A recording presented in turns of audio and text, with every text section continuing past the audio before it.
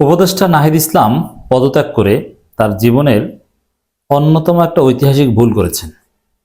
নাহিদ ইসলাম যদি কোনোদিন তার বায়োগ্রাফি লেখেন, তাহলে সেখানে আমি বিশ্বাস করি যদি শেষ জীবনে লিখতে পারেন, সেখানে এই বিষয়টা তিনি রাইট ডাউন করবেন যে না, তার জীবনের অন্যতম বড় ভুল ছিল উপদেষ্টা পদ থেকে পদত্যাগ করা। হ্যাঁ, তাকে স্বাগত জানাচ্ছে আহ, এবং তার সহকর্মীরা উচ্ছ্বসিত, ঠিক আছে, কিন্তু আমার অবজারভেশন হচ্ছে উপদেষ্টা নাহিদ নিজে তার দল সহ ব্যর্থ হবেন।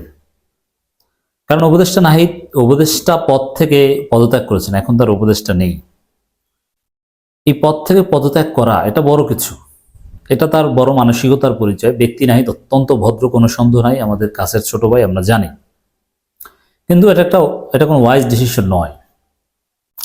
দেখেন, হ্যাঁ, যদি এরকম হতো যে নাহিদ একা মন্ত্রী থাকবেন কেন, তিনি এরকম অনেক মন্ত্রী বানাবেন তার দল করে, তাহলে ঠিক ছিল। কিন্তু তার দলটা শুরুতেই ইনক্লুসিভ কোনো ক্যারেক্টার ধরে রাখতে পারেনি, মারাত্মক একটা এক্সক্লুশনারি দলে পরিণত হয়েছে। যেই দল শুধু বাদ দাও রাজনীতি, অমুক বাদ দাও, অমুক বাড়ানো, অমুক এই অমুক সেই, বাদ দাও।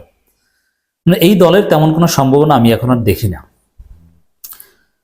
অতএব যেই দলটা ইনক্লুসিভই না, যেই দলটা এখন বামপন্থীদের একটা এক্সটেনশন,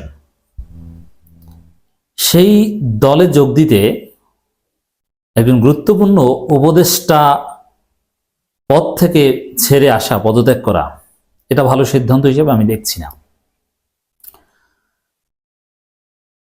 দেখবেন কয়েক মাস গেলেই দেখবেন যে নাহিদ হতাশ হয়ে যাবেন যে না, দল তো ঢাকার বাইরে ছড়াচ্ছে না, জনগণের সাড়া পাচ্ছে না। দেখেন, একটা বিষয় প্রমাণ করে দিয়ে গেলেন। এতদিন বিএনপি যে অভিযোগ করতে, সে অভিযোগ তো এখন প্রমাণিত হয়েছে। বিএনপি বলতো যে সরকারের থেকে দল গঠন করছে, এখন উপদেষ্টা নাহিদ এতদিন সরকারের থেকেই এই দল গঠন প্রক্রিয়ার সাথে জড়িত ছিল, এখন এসে যা দায়িত্বটা নিল, তো বিএনপির অভিযোগ সত্য করে দিয়ে গেলেন।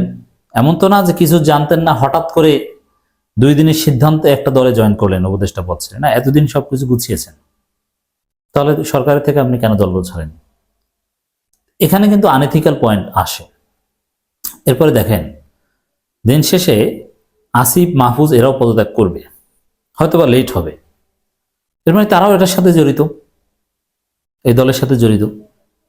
তো এখানেও একটা এথিক্যাল প্রশ্ন আসে। এবং নাহিদ ইসলাম কিন্তু তার ব্যক্তিগত আয় ব্যয়ের তথ্য কিংবা সম্পত্তির বিবরণ জাতির সামনে এখন পর্যন্ত দিতে পারেননি, এটা দেওয়ার আহ্বান জানাই। এর মধ্যে যাদেরকে নিয়ে দল গঠন করছেন তারা বিতর্কিত হয়ে গিয়েছে, তারা চাঁদাবাজির সাথে জড়িত হয়ে গিয়েছে, বিভিন্ন অনিয়ম, দুর্নীতি, টেন্ডারবাজ এগুলোর সাথে জড়িত হয়ে গিয়েছে। এইসব কারণে নাহিদ ইসলামের উপদেষ্টা পদ ছেড়ে আসা কোনো লাভজনক সিদ্ধান্ত হবে বলে দিন শেষে মনে হয় না। আপনারা অলরেডি জানেন দর্শক, নাহিদ 25 ফেব্রুয়ারি 2025 খ্রিস্টাব্দ মাননীয় প্রধান উপদেষ্টা বরাবর যে দরখাস্ত দিয়েছেন পদত্যাগপত্র, অন্তর্বর্তী সরকারের উপদেষ্টা পদ থেকে পদত্যাগ, মহোদয় আমার সশ্রদ্ধ সালাম গ্রহণ করুন। প্রথমে আমি জুলাই অভ্যুত্থানের শহীদ ও আহত সহযোদ্ধাদের শ্রদ্ধাভরে স্মরণ করছি।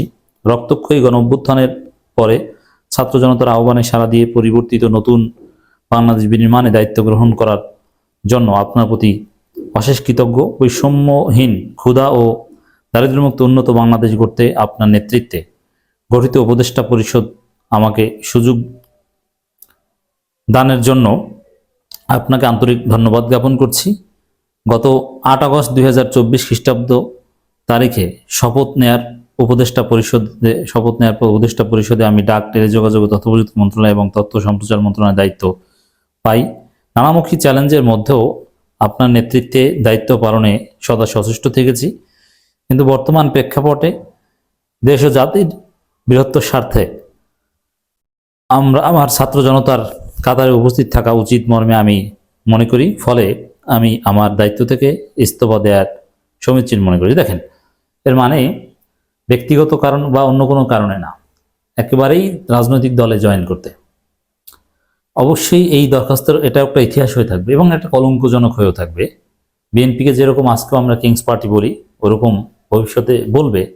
কারণ সরকারের উপদেষ্টা সব গুছিয়ে টুছিয়ে তারপরে হঠাৎ করে এসে দায়িত্ব নিয়েছে দলের প্রধানের, তাও এর মানে যিনি দলের প্রধান হবেন তিনিই এই দল সাজানোর মূল পরিকল্পনাকারী। হয়তো এতদিন উপদেষ্টা পদে থেকে তিনি এই কাজটা করেছেন, এটা প্রমাণিত হলো। এমত অবস্থায় ডাক, টেলিযোগাযোগ, তথ্য প্রযুক্তি মন্ত্রণালয় এবং তথ্য সম্প্রচার মন্ত্রণালয়ের উপদেষ্টা পদ থেকে অব্যাহতি চাচ্ছি।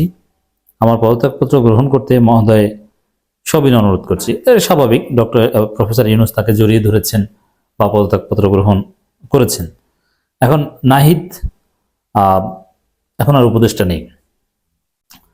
তো এটা দর্শক আপনারা জানাবেন যে এতে লাভটা কি। নাহিদ এতদিন কি করেছেন? এই 6 মাস সময় তিনি উপদেষ্টা ছিলেন। ফেসিবাদ, হ্যাঁ, সামগ্রিকভাবে মন্ত্রণালয়ে বা মন্ত্রিপরিষদ, উপদেষ্টা পরিষদে গুরুত্বপূর্ণ রোল প্লে করেছেন, কিন্তু আমাদের মিডিয়া কতটুকু ফেসিবাদ মুক্ত করেছেন, মিডিয়া কতটুকু লাইনে এসেছে, কতটুকু জবাবদিহিতা তৈরি হয়েছে, এই জায়গাগুলোতে প্রশ্ন করলেও কিন্তু তেমন সন্তোষজনক উত্তর পাওয়া যায় না।